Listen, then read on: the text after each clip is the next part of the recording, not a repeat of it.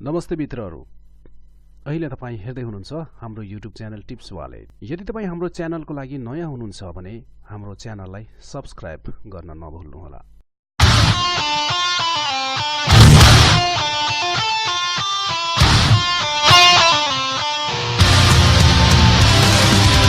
आज म तपाईहरुलाई फोटोशपमा कसरी कुनै पनि इमेजको ब्याकग्राउन्ड हटाएर अर्को ब्याकग्राउन्डमा राख्न सकिन्छ अथवा कुनै पनि ब्याकग्राउन्डलाई एउटा फोटोको ब्याकग्राउन्डमा ल्याएर राख्न सकिन्छ अथवा विभिन्न किसिमको कलर राख्न सकिन्छ भन्ने बारेमा तपाईले आज सिक्न सक्नुहुनेछ।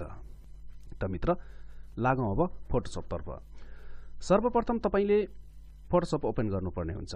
फोटोशप ओपन गरिसकेपछि तपाईले दुईवटा पिक्चर, जुन एउटा चाहिँ राम्रो ब्याकग्राउन्ड भएको पिक्चर ल्याउनुस् र अर्को चाहिँ सीन, हैन, सीन चाहिँ लिएर आउनु होला। ठीक छ, अब लोड गर्नुस् दुईटै इमेजलाई। मैले यसरी यहाँ लोड गर्दै छु। ओके, म यो फोटो र यो फोटो दुईटा इमेजलाई चाहिँ मैले यसरी ड्र्याग ड्रप गरिसकेको छु। अब यो फोटोको ब्याकग्राउन्ड जुन तपाईले यहाँ ढोका देख्दै हुनुहुन्छ, यहाँ त अब वाल हो सायद, हैन। यो फोटोलाई चाहिँ मैले क्लिप गरेर मैले यो फोटोमा ल्याउन चाहन्छु अथवा यो फोटोलाई चाहिँ म यसैको ब्याकग्राउन्ड बनाउन चाहन्छु। दुई तरिकाले चाहिँ हामीले यसलाई चाहिँ ब्याकग्राउन्ड रिमुभ गर्न सक्छौं र नयाँ रूप दिन सक्छौं यसलाई। त सर्वप्रथम म यही फोटोलाई क्लिप गरेर अर्को ब्याकग्राउन्डमा राखेर देखाउन चाहन्छु र अर्को ब्याकग्राउन्ड सिनलाई यही फोटोको पछाडिपट्टि कसरी राख्न सकिन्छ भन्ने बारेमा तपाईलाई देखाउन चाहन्छु।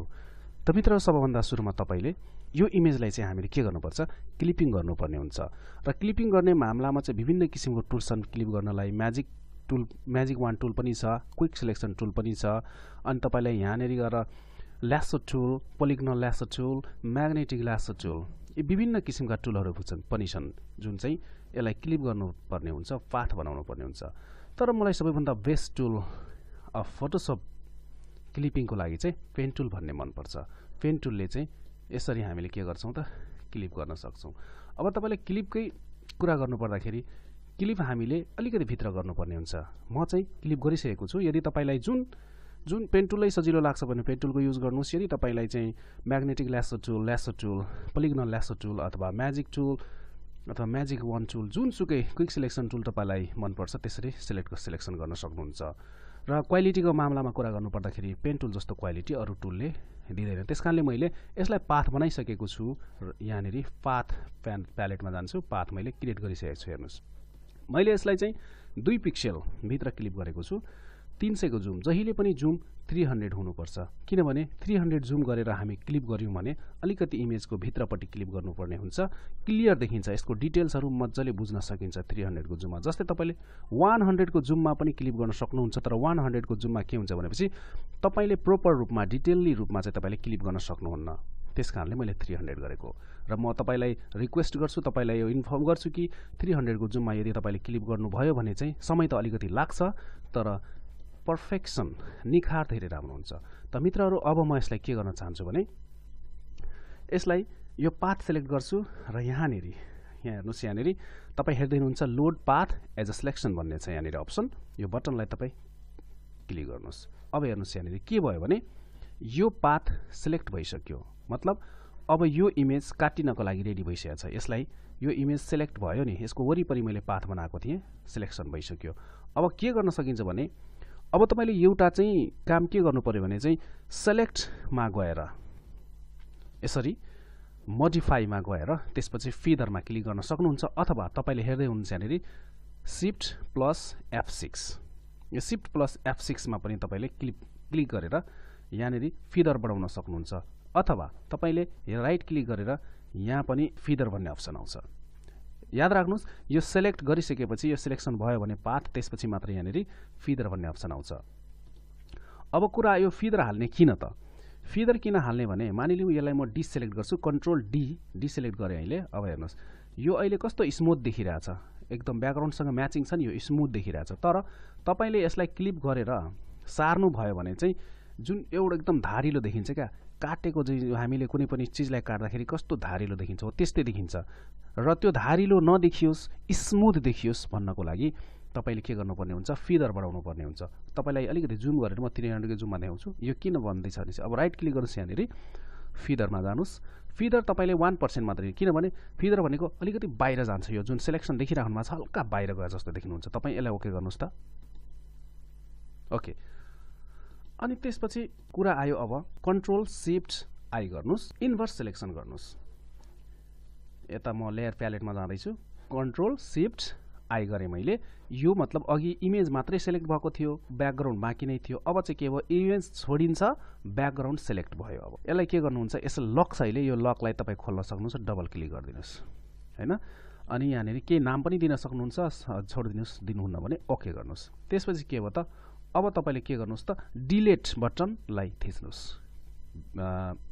किबोर्डको डिलिट बटनलाई ओके डिलिट भइसकेपछि अब कन्ट्रोल डी गर्नुस् डी सिलेक्ट अहिले सिलेक्सन जुन छ कन्ट्रोल डी गर्नुस् हेर्नुस् ब्याकग्राउन्ड रिमुभ भइसक्यो अब तपाईले यसलाई के गर्नुपर्ने हुन्छ भने यो इमेज जस्तै यो इमेज छ यहाँनेरि यसलाई हामी कन्ट्रोल ए गरौँ कन्ट्रोल ए भनेको चाहिँ सिलेक्ट यहाँनेरि सिलेक्सन भयो यो इमेजलाई हामी यतिकै उठाएर यसरी यहाँ राखौँ हैन यसलाई अलिक पछाडी लैजाउँ यसलाई चाहिँ माथि गरौँ हैन यो मुनि होस् त्यसकारणले अब यसैलाई सिलेक्ट गरे कन्ट्रोल टी यसरी कन्ट्रोल टी थिचेर अब यसलाई हामी के गर्छौं त यसरी यसरी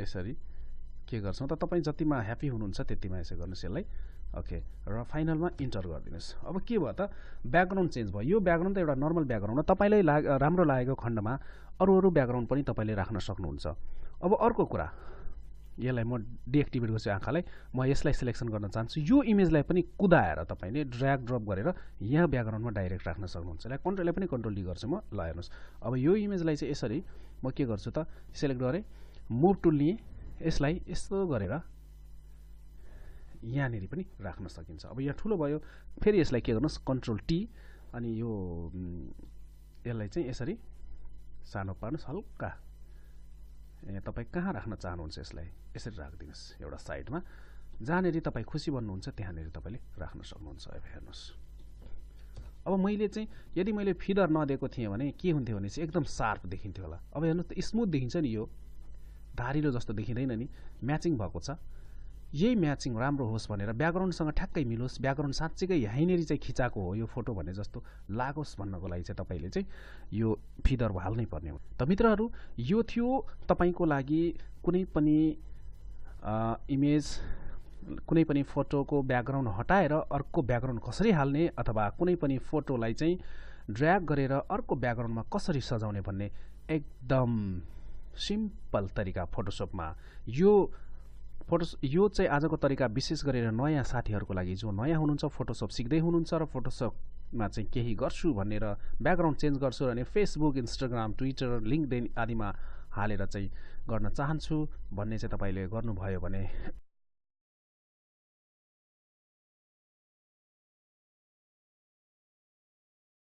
सोच राख्नुभयो भने यो तरिका तपाईले फोटोशपमा गर्न सक्नुहुन्छ र सामान्य कुरा हो अब यसलाई तपाईले जस्तै यसलाई सिलेक्ट गर्नुस् यसको अब तपाई यहाँनेरि जानुस् यहाँनेरिबाट ह्यू स्याचुरेसन कलरहरु ब्राइटनेस कन्ट्रास्टहरु यहाँबाट मिलाउन सक्नुहुन्छ ब्राइटनेसमा जानुहुन्छ भने ब्राइटनेस कति दिनुहुन्छ कन्ट्रास्ट कति राख्नुहुन्छ यसरी लाइटहरु मिलाउन सक्नुहुन्छ यसरी लाइटहरु मिलाउन सक्नुहुन्छ अनि त्यसपछि तपाईले अर्को पनि कुरा गर्न सक्नुहुन्छ कन्ट्रोल एल गर्नुभयो भने कन्ट्रोल एल जसलाई लेभल भनेर भनिन्छ यहाँबाट पनि तपाई लेभल हेर्न सक्नुहुन्छ कप्स र लेभल यही छ यहाँबाट तपाईले यसरी इमेजको लेभलहरु मिलाउन सक्नुहुन्छ यताबाट पनि तान्न सक्नुहुन्छ हैन अनि त्यसपछि तपाईले कन्ट्रोल एम गर्नुभयो भने यसरी पनि तपाईले आफ्नो इमेजलाई डार्क ब्राउन व्हाइट कति गर्न सक्नुहुन्छ हैन यो चाहिँ तपाईले गर्न सक्नुभयो यसलाई म हटाइदिदै छु है त मित्रहरु यो थियो निकै नै सजिलो उपाय फोटोशपमा कसरी ब्याकग्राउन्ड हटाउने अनि अर्को ब्याकग्राउन्डमा राख्ने भनेर अनि मित्रहरु अहिले तपाईलाई यो भिडियो राम्रो लाग्यो भने मेरो यो भिडियोलाई लाइक गरिदिनुहोस् अनि कमेन्ट गर्न चाहिँ नबिर्सिनु होला राम्रो लागे पनि नराम्रो लागे पनि रेस्पोन्स चाहिँ दिनु होला है सर अनि शेयर गर्न त झनै नबिर्सिनु होला र यदि चाहनुहुन्छ तपाईले यस्तै खालको भिडियोहरु म अझै पनि हेरेर केही सिक्न सक्छु फोटोशपमा र केही गर्न सक्छु भन्ने चाहनुहुन्छ भने कृपया यो च्यानल टिप्स वालेटलाई सब्स्क्राइब को रातो बटनमा थिचेर मलाई हेल्प गर्न सक्नुहुन्छ र बेल आइकनमा क्लिक गरेर मलाई सपोर्ट गर्न सक्नुहुन्छ र फेरि पनि अर्को रमाइलो नयाँ भिडियोको साथ हाजिर हुने बाचा गर्दै बिदा माग्न चाहन्छु। नमस्ते।